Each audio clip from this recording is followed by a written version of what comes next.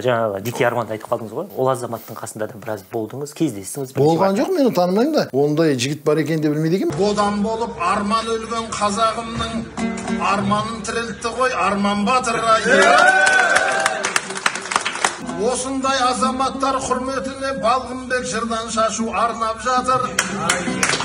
Айтыскер ақын Балғынбек Имаш халық арасында жабайы арман атанып кеткен Арман Жұмагелдиевпен танысқан кезін айтты. Ақын бұрын соңды мұндай адамды танымайтынын айтты.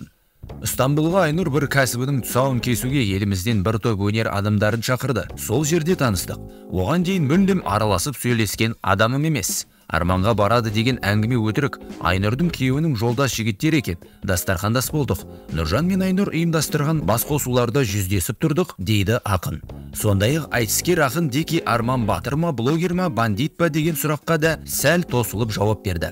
Соңғы кезде өте көп әлеуметтік желіде белсенді болып кетті. Соның қажеті де жоқ еді. Жарқыратып бәрін ашып жариялап жіберді.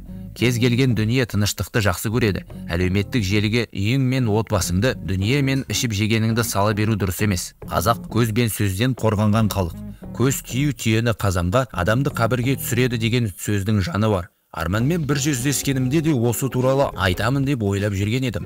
Исламды араластырып, уағыз айтамын деп жүргенде ол өзіме уағыз айтып жіберді. Темір торда отырған кездерін айтты. Ер жігіттің басындағы сынақтың бәрінен өткен адам. Жалғыз адамдық бөлмеде қанша жыл отырса да мені сақтап қалған Құран деді. Сөзі мен ісіне қарап қазаққа пайдасы тиетін адам ретінде көзім жетті. Енді сағынып елім мен жерім деп жүргенінде байқап қалдым. Арманға пікірім дұрыс деп сөзін аяқтады.